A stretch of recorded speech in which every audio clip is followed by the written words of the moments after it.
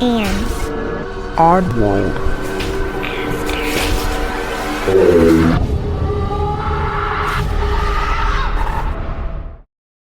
Hey oddballs, I'm your host Jensen, and welcome to episode 145.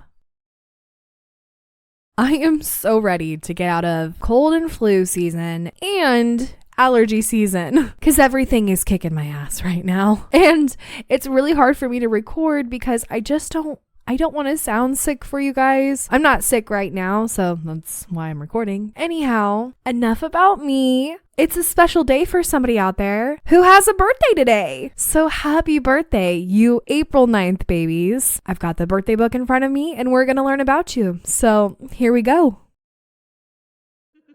Happy birthday. Those born on April 9th are resolutely practical, preferring action to reflection and displaying great vigor and competence in the process.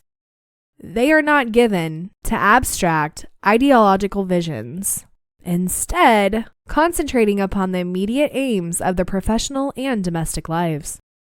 In doing so, their drive, tenacity, and strength of purpose come to the fore, and their capacity for organizing both their own ideas and other people's resources is put to good use.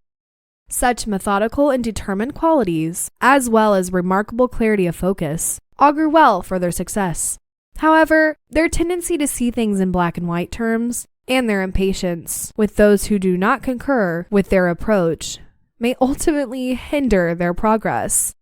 Because they manifest both artistic and scientific talents, they are suited to careers in either field, but will probably find greatest satisfaction in those areas where tangible results can be achieved, such as in business, the military, or as mechanics. Many of those born on this day regard their home environment as being of greater importance than their careers, and they will typically run it and their immediate family with enormous efficiency.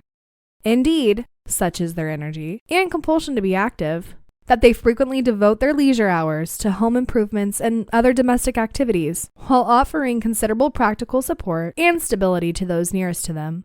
They do not have a propensity to dominate their loved ones, and should try to develop a more relaxed and accepting view of any differences of opinion. Their virtues are energetic, focused, ambitious. Their vices are stubborn, opinionated, overbearing. Happy birthday again, you April 9th babies. If this sounds like you or somebody that you know, let me know. And let's go ahead and move on to stories. This comes from throwaway28462838 on Reddit. I've grown up by the beach all my younger life and would consistently go to it during the day and night. But throughout the years, I've encountered some odd experiences at the beach during the night. The first one I want a precursor with is this. My friends and I were walking on the beach during Halloween a couple years back. There was a full moon, and we saw from a distance this group of people in white cloaks surrounding an altar of some sorts. We were kind of spooked and didn't approach, but immediately left when we saw they had a black cat that they kept bringing back to the altar when it started to walk away. We tried to reason with ourselves on what it was, but couldn't come up with any idea other than occult activity. We woke up the next day and heard that a huge boat crash occurred. We knew the driver. That same night, a girl died. Potentially a coincidence, but freaked the shit out of all of us. But the most paranormal experience I've had was this. The same group, minus a few, were walking on the beach talking about demons, specifically jinns.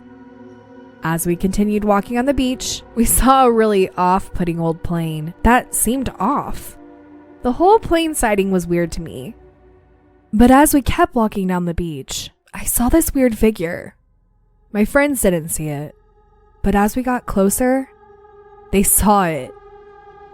The figure was completely pitch black. On the beach at night, everything is shades of black, but rarely there are things that are the same shade of black completely. We assumed the figure to be a plastic trash bag someone left on the beach due to the inhuman ways it was moving. But as we got closer, we could make out its human shape. We got about 12 feet from it, and it stopped moving. What we made out to be its head looked right at us. I, being an idiot, started to run away, messing with my friends screaming, "Fuck!" This freaked them out, and they ran off too. But according to the girl in our group, she looked back and saw it actually chasing after us after we all started to run.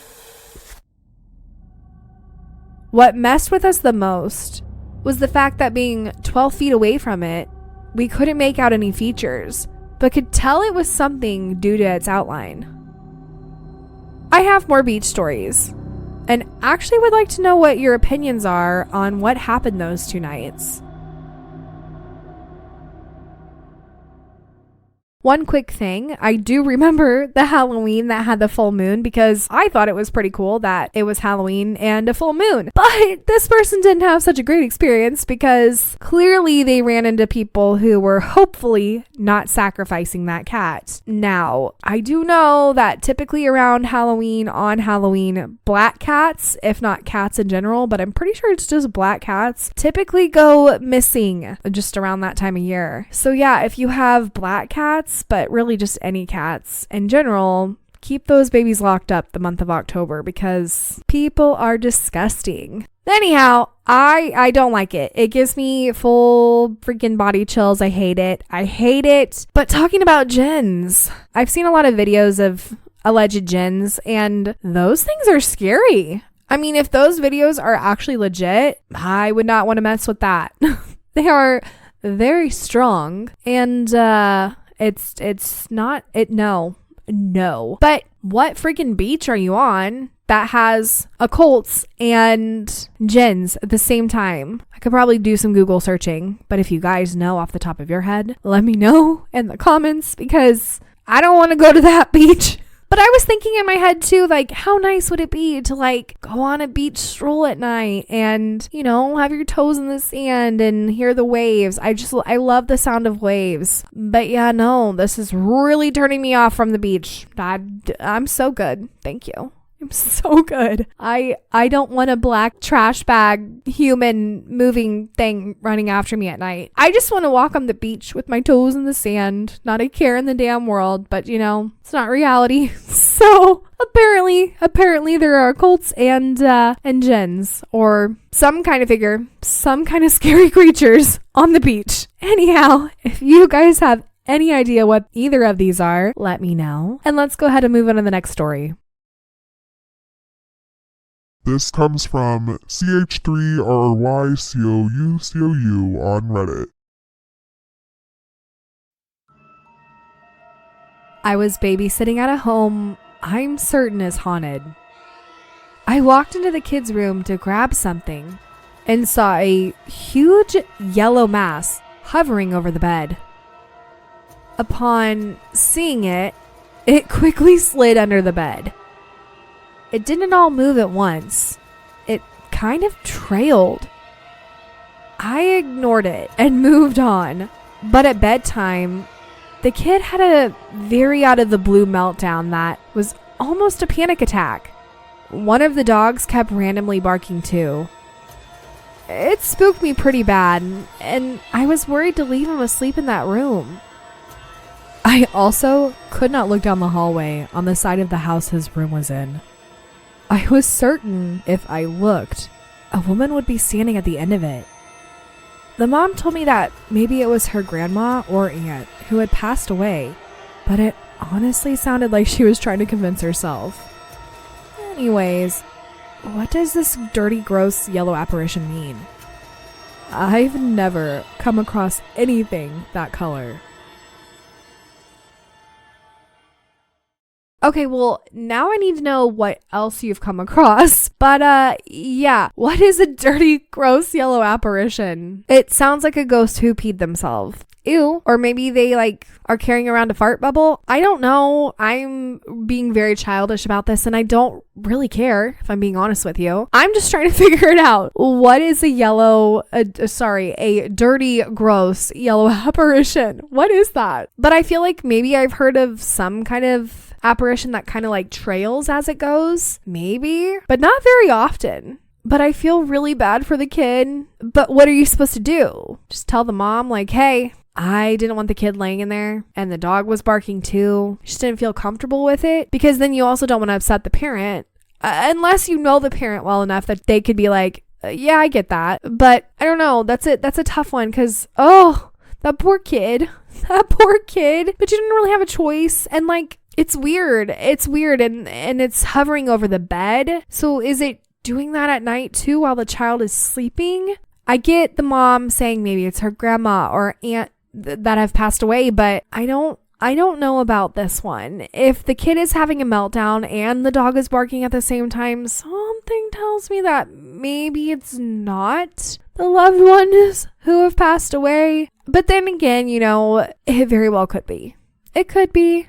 Maybe that's the only shape that they know how to form into, or I really don't like when things are hovering over beds, much less like a kid's bed. Like, leave the poor kids alone. To me, to make it less scary, it's literally a ghost that peed itself or literally is carrying around a fart bubble.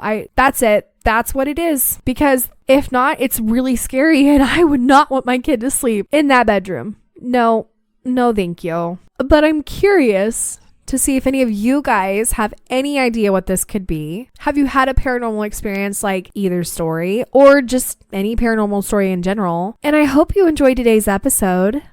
And well, it's an odd world after all. Oddballs, thank you for listening. And if you enjoyed today's episode, don't forget to leave 5 stars or thumbs up on whatever podcast platform you listen on. If you have any comments for this episode, comment below or head over to Instagram and comment on this episode's preview. To submit a story or for more information, go to it'sanoddworldafterall.com.